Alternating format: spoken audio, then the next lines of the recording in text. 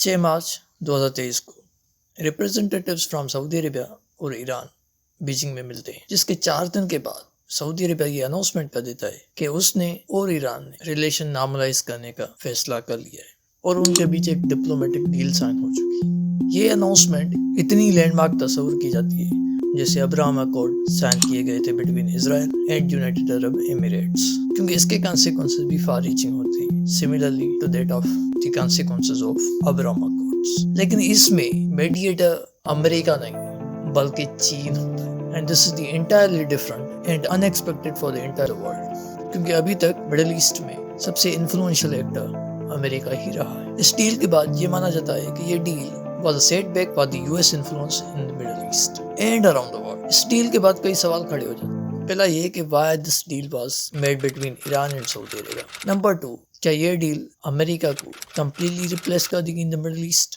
Number 3, क्या ये deal between Saudi Arabia and Iran sustain हो पाएगी? तो आज इन सवालात को हम इस वीडियो के अंदर आंसर करने की कोशिश करेंगे। अब चीन के इसके पीछे क्या इंटरेस्ट? नंबर 1 तो चीन और यूएस की ग्लोबल राइवलरी। इस डील से चीन ने सक्सेसफुली ये पोर्ट्रे कर दिया है that it exerts greater influence around different regions of the world, और इस डील से ये बात उसने यूएस को भी कन्विंस कर दी है। लेकिन नंबर 2 फैक्टर है टू स्ट्रेंथन ऑटोक्रेसीज। ऑटोक्रेसीज के साथ में आने से इनके म्यूचुअल इंटरेस्ट सर्व होते हैं। For example China, Russia, Saudi Arabia and Iran, these 4 states are ऑटोक्रेसीज, और अगर ये साथ में आ गए तो उनके इंटरेस्ट सर्व होते हैं। और अगर हम बात करें तो इनमें से 3 स्टेट्स तो ऑस्टेंसिबली वेस्ट के खिलाफ हैं, और वो हैं ईरान, रशिया और चाइना। तो इनका करीब आना तो तय है। और रही बात सऊदी अरेबिया की, तो उसके अपने इंटरेस्ट जो कि हम इस वीडियो में आगे समझने की कोशिश करेंगे। अगर हम बात करें ईरान की, तो ईरान अपने पॉलिटिको इकोनॉमिक स्ट्रक्चर को देखते हुए ऑटोक्रेसी को मेंटेन करना चाहता है। फॉर एग्जाम्पल ईरान के अंदर काफी वक्त से प्रोटेस्ट चल रहे हैं to topple down the authoritarian regime, क्योंकि ईरान इकोनॉमिकली स्ट्रगल कर रहा है and is completely isolated from the rest of the world. उस केस में ईरान के अंदर लोग उसके रूलर के खिलाफ खड़े हो गए हैं and they want to topple down the authoritarian regime. इसमें ईरान को अपनी अथॉरिटेरियन रेजिम को बचाने के लिए किसी पावरफुल स्टेट की जरूरत है। अगर हम बात करें यूएस की, तो वो ऑलरेडी ईरान के खिलाफ है, तो ये नेचुरल था ईरान के लिए to come closer to China. Number 2, China Saudi Arabia nexus.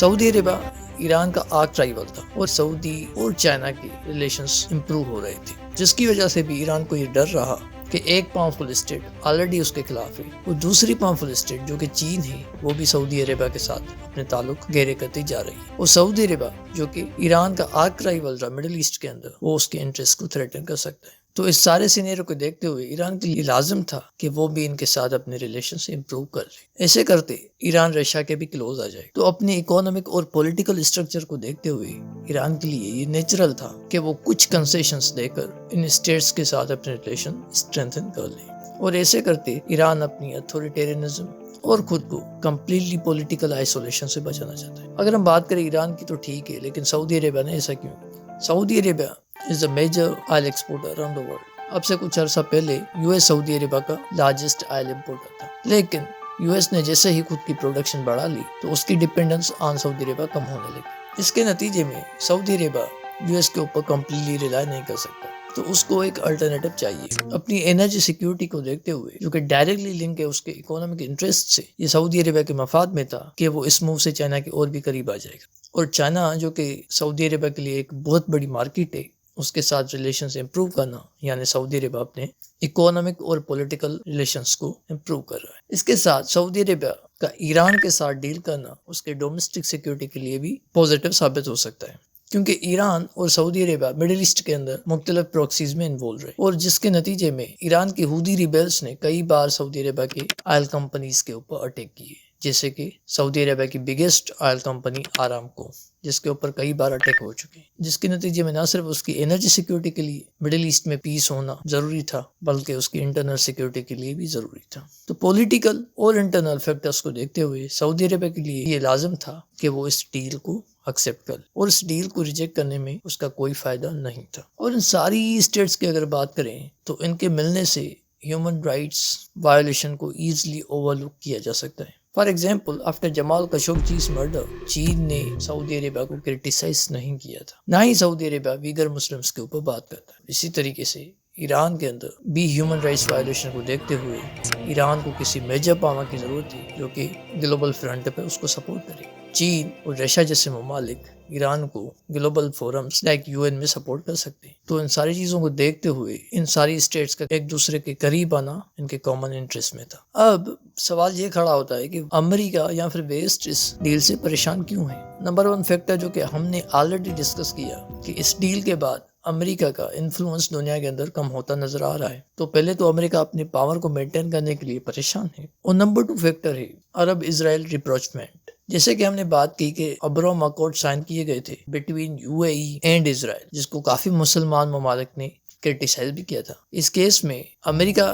اس بات سے بھی خوف زدہ ہے کہ اگر یہ مسلمان ممالک ایک دوسرے کے ساتھ پیس ڈیلز سائن کرتے رہے اور ان کے ریلیشن نارملائز ہو گئے تو شاید اسرائیل کے ساتھ ان کی ریپروچمنٹ نہ ہو سکے۔ یعنی کہ امریکہ 1 by 1 ساری اسٹیٹ سے اسرائیل کو ریکگنائز کرانا چاہتا تھا، لیکن اگر یہ مسلمان ممالک متحد ہو گئے تو پھر اسرائیل کو ایکسیپٹ کرنا ایک بار پھر مشکل ہو سکتا ہے۔ ابراہم اکارڈ اسی محنت کا نتیجہ تھا جس کے اوپر پانی پھر سکتا ہے، جو کہ امریکہ کبھی نہیں چاہتا۔ لیکن امریکہ جہاں ایک طرف پریشان ہے وہاں امریکہ کے لیے پوزیٹیوز بھی۔ فار ایگزامپل یہ بات ٹھیک ہے کہ امریکہ کے لیے نیگیٹو کانسیکوینسز ہو سکتے ہیں، لیکن سعودی عربیہ آج بھی سیکیورٹی کے ڈومین میں امریکہ کے اوپر ریلائی کرتا ہے۔ سعودی عربیہ نے کافی ڈیفنس سسٹم امریکہ سے پرچیز کیے ہوئے ہیں۔ 14 مارچ کو سعودی عربیہ نے امریکہ کے ساتھ ایک ایئر کرافٹ ڈیل کی جس کو وائٹ ہاؤس نے لینڈ مارک ڈیل بھی کہا تھا۔ تو اس ڈیل سے امریکہ اور سعودی عربیہ کے ریلیشنز اتنے خراب نہیں ہونے والے۔ اور اس کے علاوہ پیس ان یمن امریکہ کی ایک کوشش رہی ہے۔